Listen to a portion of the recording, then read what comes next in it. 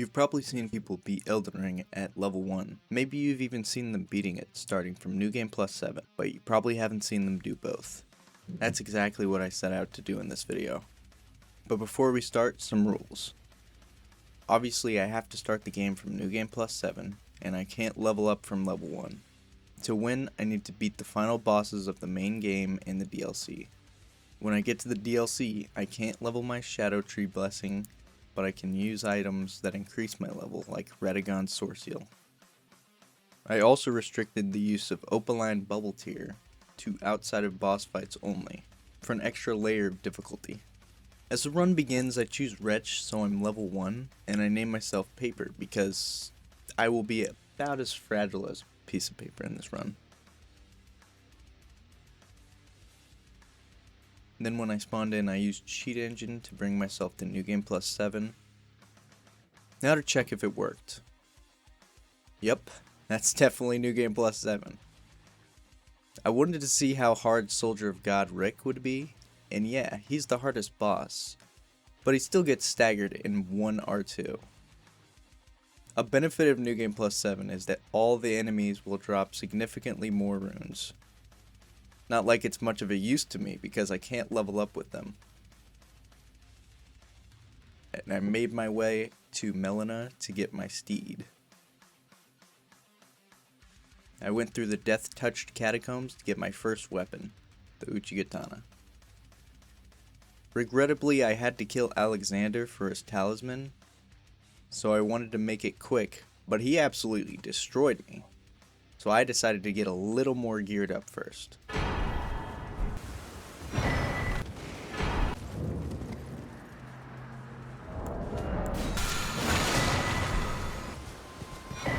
After getting some better gear, I was easily able to take down Alexander, rest in peace.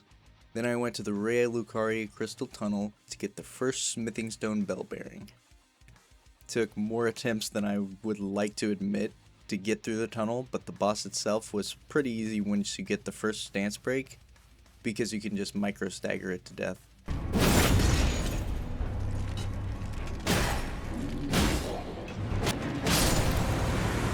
Then I did some more collecting, got the second bell bearing, and upgraded my Uchi. After all of that collecting, I thought I was well enough prepared for Margit. Between the parrying shield and the bleed procs, I actually did some pretty good damage to him. It was by no means the easiest thing in the world, but Margit went down within a few attempts.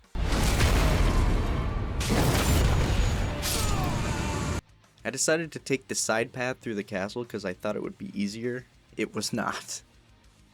Didn't take too long to get through, but it probably would have taken the same amount of time either path I chose.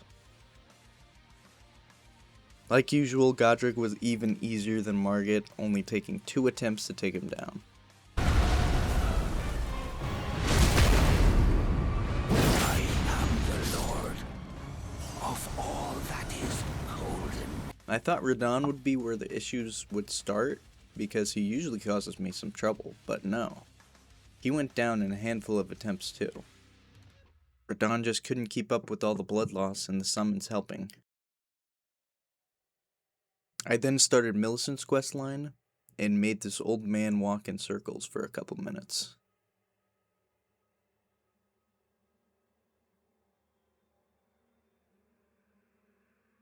Then I continued her quest, which brought me to the Shaded Castle. After this, I never really finished her questline for some reason. I think I forgot about it. Then I ran through the outside of the capital to get to the real first challenge, Dragonic Tree Sentinel. Most people would probably just use Poison Mist in this situation, but not me. I decided to face it head on. After a couple of attempts, I decided it was time to bring out the single most important weapon of this run.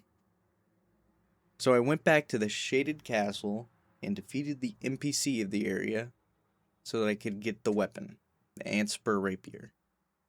To the untrained eye, this might seem like any old weapon, but there's a variety of reasons that make this weapon amazing, and specifically the best for this run. It does minimal damage to bosses, but it swings really fast and can apply status really fast. It's also one of the only weapons in the game that have Scarlet Rot built into the weapon. So I can take a Blood After War like Blood Blade and apply it to the weapon, and I can get Bleed and Scarlet Rot proccing at the same time really fast. With the new weapon and the help of the Green Turtle Talisman, I was able to take down the Dragonic Tree Sentinel. Definitely the hardest boss yet, but still not too bad. Then I made my way through the capital, and I pick up the second most important weapon of the challenge, the Star Fist. One of the best weapons in the game because of their stance breaking and high damage output along with some bleed buildup. I'll mostly only be using the fist for a few bosses that have resistances to status effects, like the next boss, Golden Godfrey. To maximize damage I use strength boosting items, but most importantly, items that boost charged attacks. With all of this, I'm able to do decent damage to Godfrey, but more importantly, heavy stance damage. Another thing that makes the Starfist such a great weapon is that the charge attack is really fast, and it does an insane amount of stance damage. So with all that, Godfrey goes down with not much trouble at all. Morgott is one of the fastest bosses with one of the most varied movesets, but he's often overlooked because people usually beat him in about 3 seconds. So in a run like this, he can actually be quite tricky. So I decided to switch back to my status effect build, because he's pretty weak to status. He was a little tough. Thing that probably killed me the most was the second phase where he has the puddles that keep splashing. That's probably the most annoying part of the fight, but other than that, pretty easy. Halfway through the main game, and I can't say I've struggled with any of the bosses yet, which is a really good sign for things to come. After defeating Morgott, I gain access to the mountaintops of the giants. And with that, the third smithing stone bell bearing, allowing me to upgrade my weapons to plus 18. With my newly upgraded weapons, I head into the Fire Giants boss arena and prepared to be there for a while. But to my shock, he went down on my 4th attempt. I normally suck at Fire Giant, so I thought this would take way longer. And sometimes some of the hitboxes on his moves are absolutely terrible, and the terrain can get in the way. There's just a lot of annoying things about this boss, but he wasn't that bad in this run for some reason. This has been one of my smoothest Elden Ring runs so far, and I haven't gotten stuck on any bosses yet. Hopefully nothing will get in the way of that, right? Right?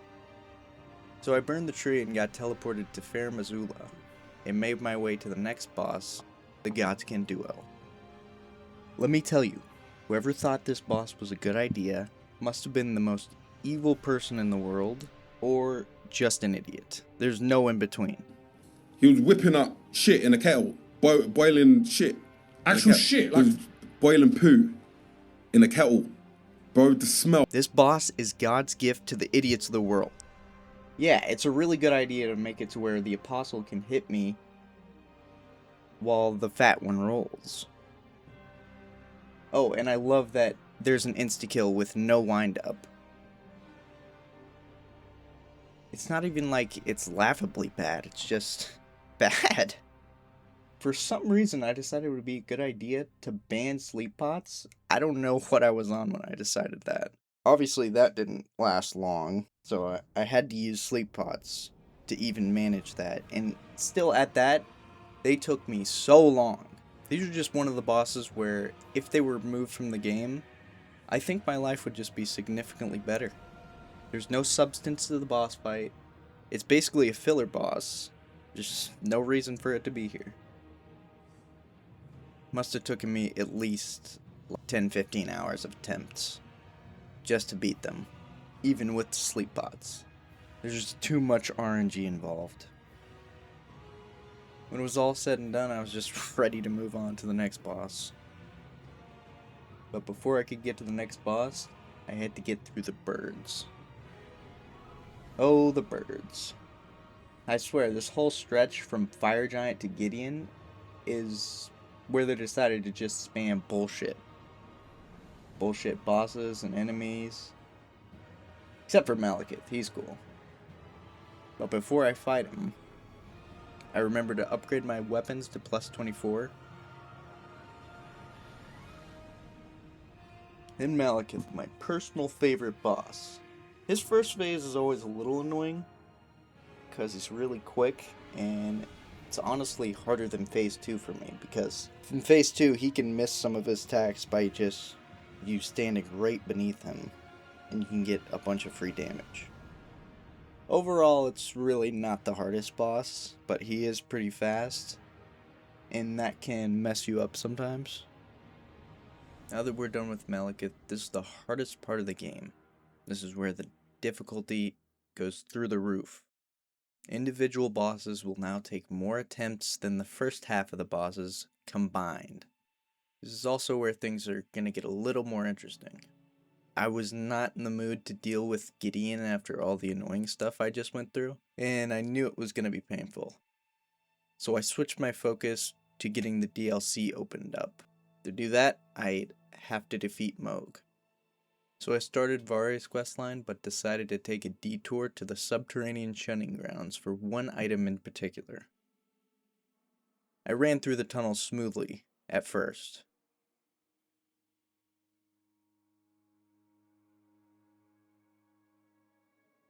There were a lot of things that required some problem solving, like this guy. I tried using a sleep pod on him, and I thought it didn't work at first, but it did. He just immediately wakes up. So I baited this ranged attack, and just hope he wouldn't use it once I was climbing the ladder.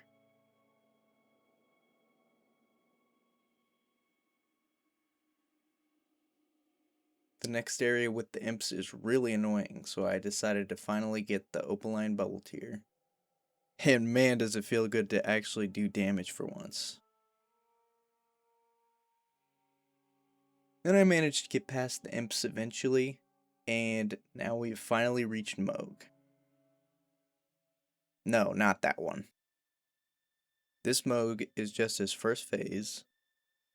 I do decent damage, and I got a shackle. With all of that, Mogh goes down pretty easy. And that opened up the parkour section, which I surprisingly did first try, but I realized I didn't have to go all the way down. So I had to redo it, and on that attempt, of course I failed. But after that, I successfully got the weapon, which is the fingerprint shield. You might be wondering why I went so far out of my way for some shield. Well, you'll see in just a moment. First I go to the Lux Ruins and sneak up on the Scarab to get the Ash of War shield crash. I equip it to my shield and level it up to plus 24. As you can see, the shield is amazing against NPC fights because it deals damage while defending, knocks them to the floor, and deals ton of damage with madness buildup too.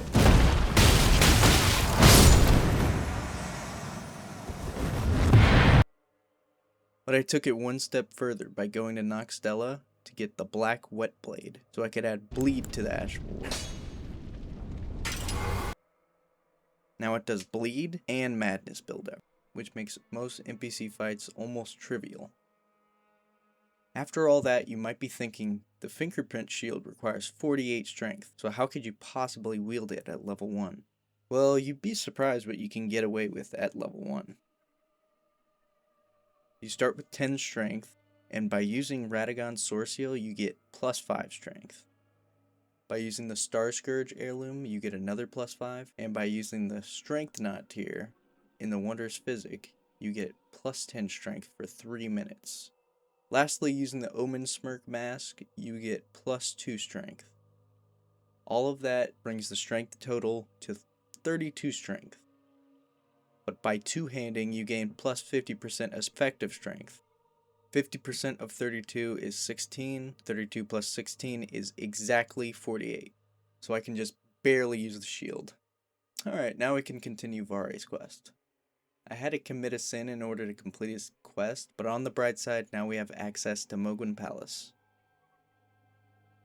Now it was finally time for Mogh. Welcome, honored guest. I decided to use Star Fist because he takes reduced damage from bleed, and I knew I could stagger him. I forgot to use the shackle. If I'd used that, it would have been even easier, but that's phase 1. Phase 2 is where it really ramps up in difficulty. He gains a couple new attacks, and with every attack, he spreads blood flame around the arena. That's a little annoying, but the hardest part is that he's harder to stagger because he's constantly flying around. So the best part of the build is very limited. But the Star Fists are just so good, it doesn't even matter, and they just get it done. After defeating Mogh, I entered the DLC. We aren't going to fight any of the bosses just yet. We're just preparing for right now. So I speed ran through the DLC, skipping R'hllana and the Golden Hippo bosses, and getting the Grace before Mesmmer and Romina's arenas.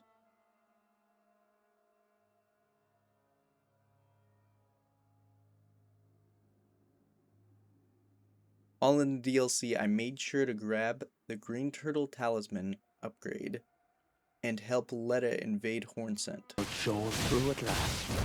I seem to expect more of you. Small wonder Miquella employed his spells.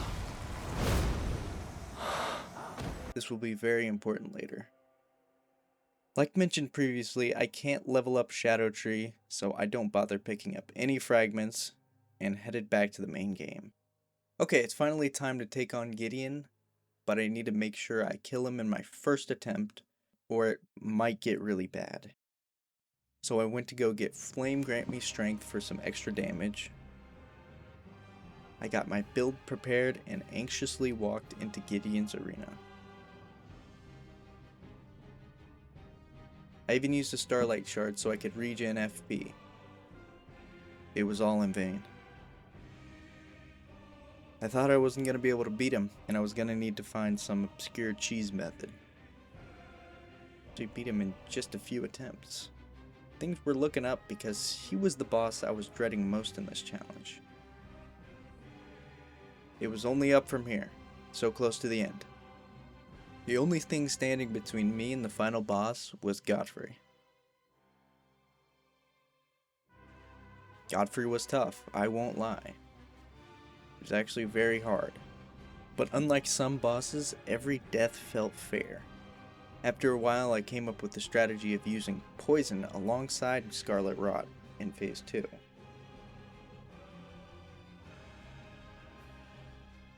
Which was just enough to beat him.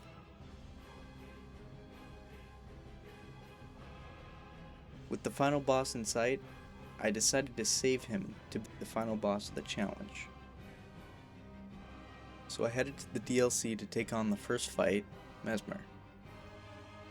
Mesmmer was another one of those bosses like Godfrey, that it's extremely fair, so every death is on me. He's also really hard, so I figured he would take a while, but it took me less than 15 minutes to beat him. He is just really weak to the status effects, and I got really good at him while I was doing my level 1 run. So he was a piece of cake.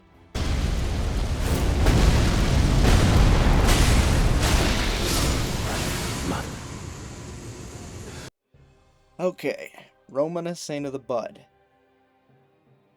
Some people actually like this boss. To those people, I ask, are you a moron? She's an unassuming boss in any normal run, but in runs like these, she's an absolute nightmare. This boss is terrible because she has 2 horrible insta-kill attacks that have 0 wind-up.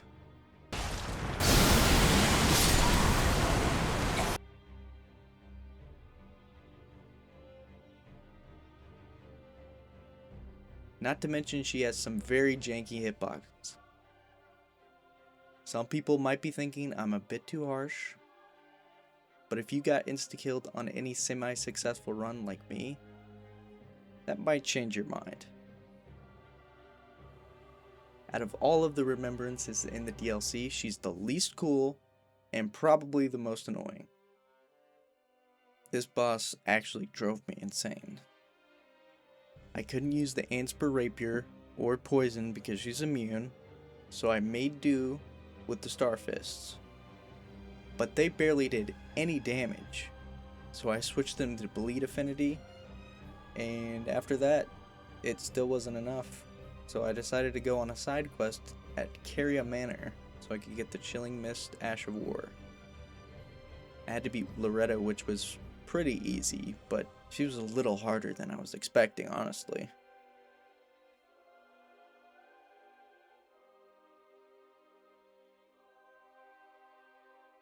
And after getting all that, it still wasn't enough. I had to break one of my rules and use Opaline Bubble Tier. After activating the Bubble Tier, it still took me at least another 10 hours to beat her. I don't know why I couldn't beat her. She easily took the longest out of all the bosses in the run. When I finally beat her, I was praising the Lord it was finally over.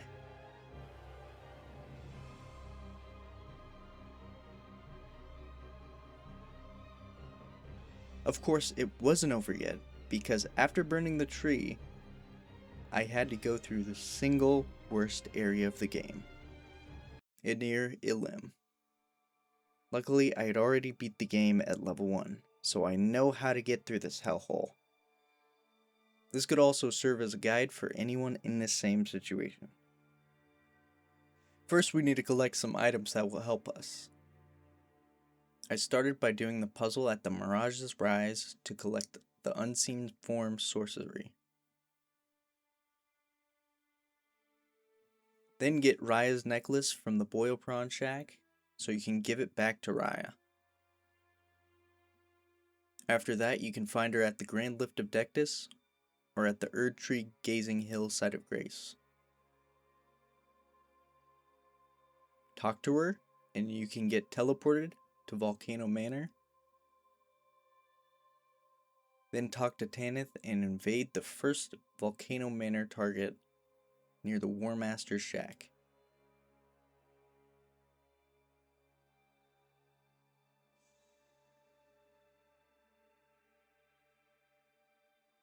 After killing him, Bernal will sell you Assassin's Gambit. Then buy a dagger and equip it onto the dagger. Take out this enemy near Waypoint Ruins for a low-level staff.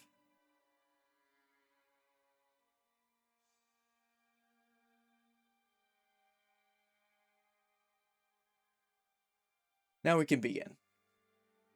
Just run past this first dude and get the grace. Cast Unseen Form and use Assassin's Gambit. Then run past these guys, jumping to the left to avoid damage.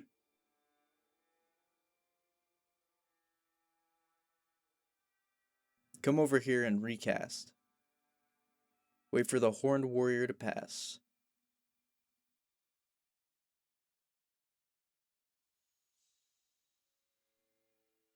Run by and recast.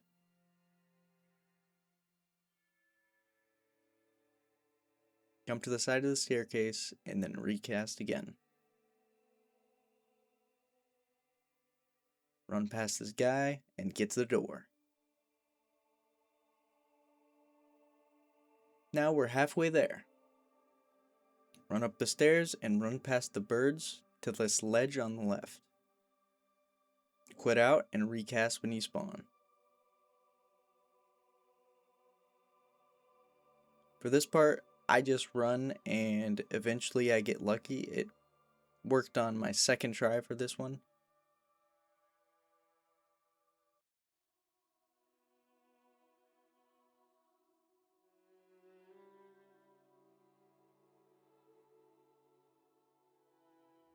Now once mostly up the stairs, recast and just run past this guy.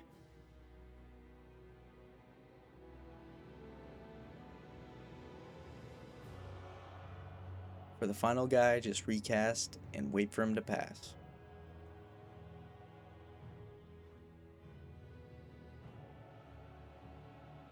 Congratulations, you just no-hit Enir Ilim. But to stack on the anger, now we have the Leda gank fight. For this, I went back to the trusty fingerprint shield. Because I helped Leda invade Hornson, it's only Dane and Leda. But I also only have me and one summon, which I thought would be fine, but I quickly learned he takes absolutely forever to spawn, and they would gank me in the meantime. So I decided to get a spirit summon to help. There's only a few options for spirit summons I can use because of my low FP.